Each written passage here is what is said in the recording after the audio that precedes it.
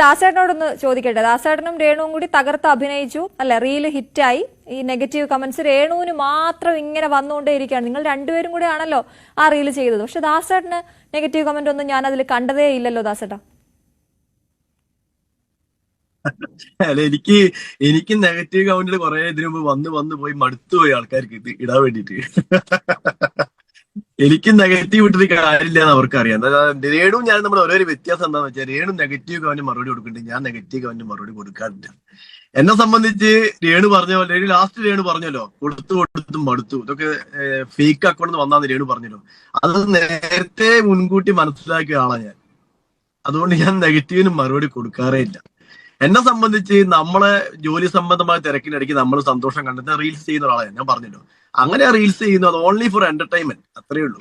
അങ്ങനെ രേണുവിനോട് റീൽസ് ചെയ്തു. രേണു എന്റെ ബെസ്റ്റ് ഫ്രണ്ടാണ് രേണു. ഒരു ബോൾഡ് ഗേൾ തന്നെയായിരുന്നു അല്ലെ രേണുവിന്റെ സംസാരം നമ്മൾ ചാനലിൽ കേൾക്കുന്ന അതേ സംസാരം രേണു ഡയറക്റ്റ് കണ്ടു കഴിഞ്ഞാലും ഭയങ്കര രേണു കാര്യങ്ങൾ വെട്ടി തുറന്ന് പറയുന്ന കാര്യമാണ്. അപ്പം ഞാൻ കുറെ ആൾക്കാരോട് റീൽസ് ചെയ്യാറുണ്ട്, എന്റെ റീൽസ് എടുത്തു നോക്കിയാൽ കാണാം. അങ്ങനെ രേണുവിനോട് റീൽസ് ചെയ്തു. അപ്പം ആ രേണുവിനെ കടന്ന് ആക്രമിക്കാൻ കിട്ടിയ വേദി ആളുകൾ ഉപയോഗിക്കുന്നു, അത്രയേ ഉള്ളൂ. ഞങ്ങളെ സംബന്ധിച്ച് ഒരു റീൽസ് തന്നെ, റീൽസിൽ അഭിനയം പറഞ്ഞ പോലെ റീൽസിൽ അഭിനയം തന്നെയാണ്, അതുപോലെ സിനിമയിൽ അഭിനയം തന്നെ. രണ്ടും വ്യത്യസ്തമല്ല. അഭിനയമാണ്. അത് ഏത് മേഖലയാണെങ്കിലും, റീൽസ് ആണെങ്കിലും സിനിമയാണെങ്കിലും എന്താണെങ്കിലും ഞാൻ അങ്ങനെ കാണാറുള്ളൂ. അതുപോലെ തന്നെ രേണു കാണാറ് എന്ന് ഞാൻ വിശ്വസിക്കുന്നു. അപ്പം നെഗറ്റീവ് കമന്റുകൾ വന്നു കഴിഞ്ഞാലേ ഞങ്ങൾക്ക് മുന്നോട്ട് പോകാൻ കഴിയും, യാതൊരു സംശയമില്ല. അതെ, നമ്മളൊക്കെ ഇപ്പോൾ ഒരു സോഷ്യൽ മീഡിയയിൽ കാണുന്ന ഓരോ വീഡിയോസ് ആണെങ്കിലും അതല്ലെങ്കിൽ ഫോട്ടോസ് ആണെങ്കിലും ഒക്കെ നമ്മളൊക്കെ ചില ഇതിനൊക്കെ നമ്മൾ എന്ത് ചെയ്യണം, കമൻറ്റ് ചെയ്യാറുണ്ട്, ചിലതിന് നമ്മൾ വിമർശിക്കാറുമുണ്ട്. പക്ഷെ അത് ചെയ്യണമൊക്കെ നമ്മൾ മാന്യമായിട്ടുള്ളൊരു, അതായത് നമ്മൾ ഏത് ഫോട്ടോസ് ആണെങ്കിലും വീഡിയോസ് ആണെങ്കിലും എന്തിനെ കുറിച്ചിട്ടാണെങ്കിലും നമ്മളത് വിമർശിക്കുമ്പോൾ അതൊരു മാന്യമായിട്ടുള്ളൊരു വിമർശനമായിരിക്കണം. അതല്ലാതെ നമുക്ക് തോന്നുന്നത് മാത്രം അത് ശരിയാണ് എന്ന് വിചാരിച്ചിട്ട് മൊത്തത്തിൽ അവരെ അതായത് അവരെ പരമാവധി തരം താഴ്ത്തിയും കൊണ്ട് നമ്മൾ കമൻറ്റ് ചെയ്യുക. അതല്ലെങ്കിൽ അവർ ചെയ്തതൊക്കെ തെറ്റാണ്, അവർ ചെയ്തത് ശരിയായില്ല എന്നൊക്കെ പറഞ്ഞിട്ട് നമ്മളിങ്ങനെ കമൻറ്റ് ചെയ്യും. പക്ഷെ അത് എത്രത്തോളം അവർക്ക് അത് ബാധിക്കണോ എന്നുള്ളത് നമ്മൾ ചിന്തിക്കാറില്ല. നമ്മളെന്ത് ചെയ്യണം, ഒരു ഫോട്ടോസും വീഡിയോസൊക്കെ കാണുമ്പോൾ അതിൻ്റെ അടിയിൽ പോയിട്ട് പല തരത്തിൽ, അത് പല രീതിയിൽ, അത് ചിലപ്പോൾ അനാവശ്യമായിട്ട് വീട്ടിലിരിക്കണവരൊക്കെ കൂതറ തെറി പറഞ്ഞിട്ടും, അതായത് പരമാവധി അനാവശ്യം പറഞ്ഞിട്ട് ഇത്രത്തോളം ഇനി അവരെ പറയാൻ പറ്റുമോ. അപ്പോൾ വിമർശിച്ചോളിയും, അതല്ലെങ്കിൽ കമൻറ്റ് ചെയ്തോളിയും, അതല്ലെങ്കിൽ കുറ്റപ്പെടുത്തുക കാര്യങ്ങളൊക്കെ ചെയ്യാം ഈ വീഡിയോസും ഫോട്ടോസൊക്കെ കാണുമ്പോൾ. പക്ഷെ അതൊന്നും അതിര് വിടരുത്. അതല്ലെങ്കിൽ വീട്ടിലിരിക്കുന്നവരെ പരമാവധി തെറി പറഞ്ഞും കൊണ്ടും അനാവശ്യം പറഞ്ഞും കൊണ്ടും അതങ്ങനെയാണ്, അതല്ലെങ്കിൽ അവൾ അങ്ങനെയാണ്, അല്ലെങ്കിൽ ഇവൻ ഇങ്ങനെയാണ്, അല്ലെങ്കിൽ അവൾ അങ്ങോട്ടടുത്ത് പോകണത് അങ്ങനെ മറ്റടുത്തോളാണെന്നൊക്കെ പറഞ്ഞിട്ട് നമ്മൾ പരമാവധി ഒരാളൊക്കെ തരം താഴ്ത്തി പറയലുണ്ട്. പറഞ്ഞു വന്നത് നമ്മുടെ കൊല്ലം സുധിയുടെ ഭാര്യ രേണുക. ഈ രേണുക എന്ന് പറഞ്ഞാൽ കൊല്ലം സുധിയുടെ മരണത്തിന് ശേഷം, അതായത് പല ഇൻ്റർവ്യൂകളും പിന്നെ അതേമാതിരി ഒരുപാട് പ്രോഗ്രാമും കാര്യങ്ങളും പിന്നെ റീൽസും ഫോട്ടോഷൂട്ടും കാര്യങ്ങളൊക്കെ ആയിട്ട് ഇപ്പോൾ സോഷ്യൽ മീഡിയയിൽ ഇപ്പോൾ നിറഞ്ഞു നിൽക്കുകയാണ്. ഇപ്പോൾ ഈ കൊല്ലം സുധിയുടെ ഭാര്യയായിട്ടുള്ള രേണുകൻ്റെ അപ്പോൾ റീൽസൊക്കെ ഭയങ്കര വൈറലായിരുന്നു. പിന്നെ അതുപോലെ തന്നെ ഇപ്പോൾ ഒരുപാട് ഇനാഗുറേഷനും കാര്യങ്ങളൊക്കെ ആയിട്ട് ഈ കൊല്ലം സുധിയുടെ ഭാര്യ ഈ രേണുക എന്ന് പറയുന്ന ആൾ ബിസിയാണ്, ശരിയാണ്. പക്ഷെ അവർക്ക് ജീവിക്കാൻ വേണ്ടിയിട്ടാണ് അവർക്ക് ഇതുപോലെ ഇൻ്റർവ്യൂകളും അതല്ലെങ്കിൽ ഇങ്ങനെ ഈ ഒരു പ്രൊമോഷനും അതല്ലെങ്കിൽ ഇത് ഇനാഗുറേഷനും കാര്യങ്ങളൊക്കെ ചെയ്യുമ്പോൾ അതിൽ നിന്ന് കിട്ടുന്ന പൈസ കൊണ്ട് തന്നെയാണ് ആ കുടുംബം മുമ്പോട്ട് പോണത്, അല്ലാതെ വേറെ വരുമാനോ കാര്യങ്ങളൊന്നുമില്ല.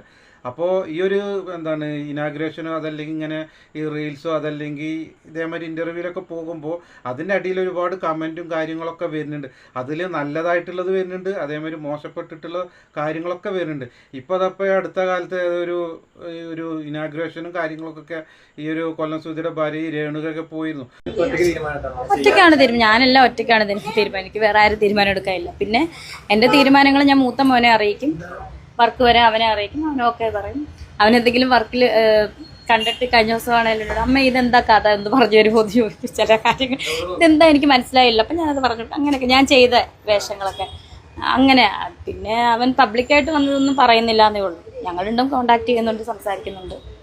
സോ പിന്നെ സുധിച്ചേട്ടൻ്റെ വീട്ടുകാരോടും പറയും ഇങ്ങനെ പോലെ വർക്ക് വന്നിട്ടുണ്ട് ചെയ്യുക എന്ന് പറയും. പിന്നെ എൻ്റെ വീട്ടിൽ പപ്പ, അമ്മ, എൻ്റെ ചേച്ചിയുടെ ഹസ്ബൻഡ് എല്ലാവരും സപ്പോർട്ടാണ്. വേറെ ആരും ഞാൻ ബോധിപ്പിക്കേണ്ട കാര്യമില്ലല്ലോ ഇന്ന വർക്ക് വരുന്നതൊന്നും. ഇത്രയും പേരുടെ അടുത്ത് ബോധിപ്പിക്കും. അല്ല ഞാൻ പറഞ്ഞ മോൻ മിനിഞ്ഞാന്ന് വിളിച്ചിട്ടാണ് എൻ്റെ ഒരു ഷോർട്ട് മൂവിയെ പറ്റി റിപ്ലൈയെ പറ്റി എന്നോട് ചോദിച്ചത്. അമ്മ കഥ എന്താണ്, അതൊന്ന് പറഞ്ഞു തരുമോ, ഒന്ന് ഡീറ്റെയിൽ ആയിട്ട് പറഞ്ഞു തരുമോ. അവൻ പെട്ടെന്ന് കണ്ടുകൊണ്ട് അവന് പെട്ടെന്ന് പിടികിട്ടിയില്ല. അത് ഇച്ചിരി ശ്രദ്ധിച്ച് നമ്മൾ കണ്ടാലേ അത് മനസ്സിലാകത്തുള്ളൂ റിപ്ലൈ എന്ന് പറയുന്ന മൂവി. ഞാൻ അവൻ്റെ അടുത്ത് കഥ പറഞ്ഞു കൊടുത്തു. പ്രശ്നം ഉണ്ടാക്കാൻ ഞാൻ പ്രശ്നം ഉണ്ടാക്കുമല്ലോ. ഞാൻ സമൂഹത്തിൽ ചെന്ന് ആരെയും മോഷ്ടിക്കാനോ കൊല്ലാനോ ഒന്നും പോവല്ലല്ലോ. ഞാൻ അഭിനയിക്കുന്നതല്ലേ. അത് ഇത്ര പ്രശ്നമാണെന്ന് എനിക്ക്, അവർക്ക് പ്രശ്നമില്ല, എനിക്ക് പ്രശ്നമില്ല. പിന്നെ ഈ കാണുന്ന നെഗറ്റീവ് കമന്റ് ഉള്ളവർക്ക് പ്രശ്നമാണോ എന്ന് അത് നമ്മൾ എന്നെ ബാധിക്കുന്ന കാര്യമല്ല. ഇത് ഇന്നലെ ഞാനൊരു ആഡ് ഷൂട്ട് ചെയ്തായിരുന്നു നമ്മുടെ എറണാകുളത്തുള്ള ഒരു ബോട്ടിക്ക്. അവര് തന്നതാണ്. അൾട്ടിമേറ്റ് ലക്ഷ്യം എന്ന് പറഞ്ഞാൽ സിനിമ വിളിച്ചാൽ ചെല്ലും, അഭിനയിക്കും, എന്നെ കൊണ്ട് പറ്റുന്ന പോലെ ഞാൻ ചെയ്യും. നെഗറ്റീവ് വരുമെന്നറിയാം, പക്ഷെ ഇത്ര അധികം വരുമെന്നോ അല്ലെങ്കിൽ ഇങ്ങനെ മീഡിയ എല്ലാം ഇങ്ങനെ കൊണ്ട് നമ്മളെ പഞ്ഞിക്കിട്ടല്ല കേട്ടോ. നെഗറ്റീവ് കമന്റ്സ് പഞ്ഞിക്കിടുമെന്നൊന്നും ഞാൻ അങ്ങനെയൊന്നും അത്രയൊന്നും കരുതിയൊന്നുമില്ല. ഞാൻ അപ്പോൾ ഇതുപോലെ എന്താണ് പല ഇനാഗുറേഷനുകളും പിന്നെ അതുപോലെ തന്നെ ഇന്റർവ്യൂകളും പിന്നെ എന്താണ് റീൽസും ഫോട്ടോഷൂട്ടും കാര്യങ്ങളൊക്കെ ആയിട്ട് എന്താണ് ഈ രേണുക എന്ന് പറയുന്ന ആളെന്താണ് തിരക്കിലൊക്കെ തന്നെയാണ്. അപ്പോൾ അതിൽ നിന്നൊക്കെ ചില വരുമാനം കാര്യങ്ങളൊക്കെ ആയിട്ട് തന്നെ ആ ഒരു കുടുംബം നേരെ ഇങ്ങനെ മുമ്പോട്ട് പോകുന്നത്. അപ്പോൾ ഇതിൻ്റെ അടിയിൽ കുറേ കമൻറ്റും കാര്യങ്ങളൊക്കെ ആയിട്ട് ഇങ്ങനെ വരും. അത് നല്ല രീതിയിൽ വരുന്നതുണ്ട്.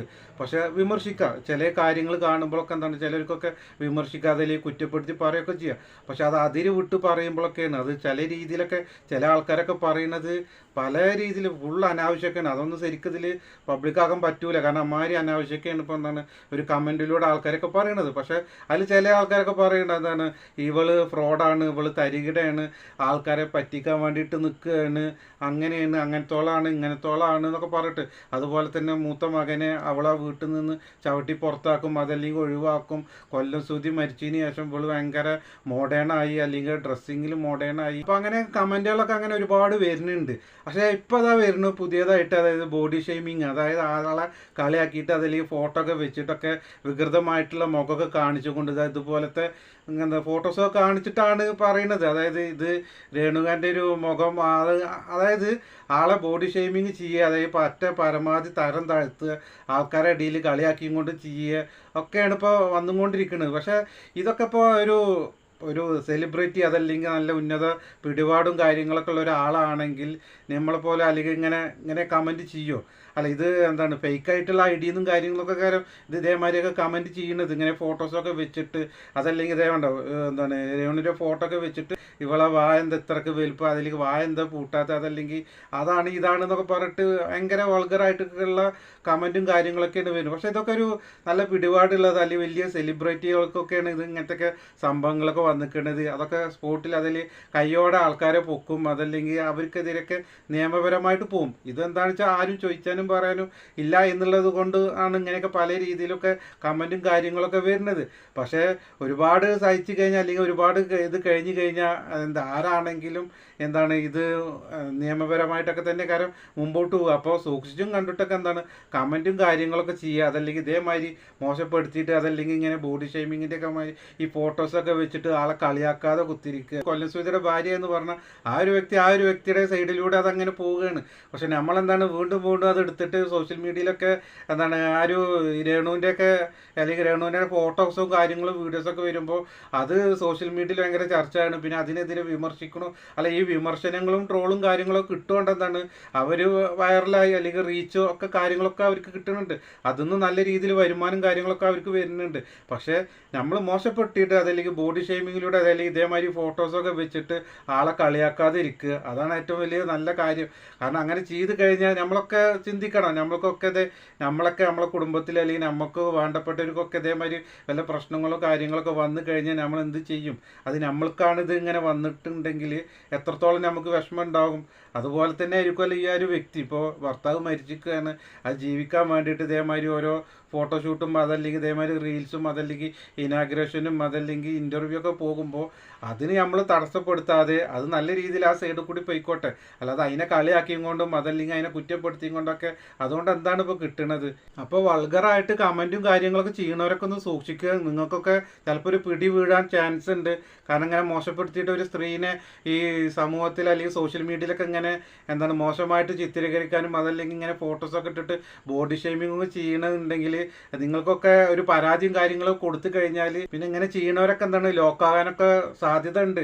പിന്നെ അതുപോലെ തന്നെ അവർക്കൊക്കെ വല്ല ചാനലും കാര്യങ്ങളൊക്കെ ഉണ്ടെങ്കിൽ ഈ ചാനലുകളൊക്കെ പൂട്ടിപ്പോകാനൊക്കെ ഇതൊക്കെ ഒരു കാരണം തന്നെയാണ്. അപ്പോൾ സൂക്ഷിച്ചും കണ്ടിട്ടൊക്കെ എന്താണ് കമൻറ്റും കാര്യങ്ങളൊക്കെ ചെയ്യുക.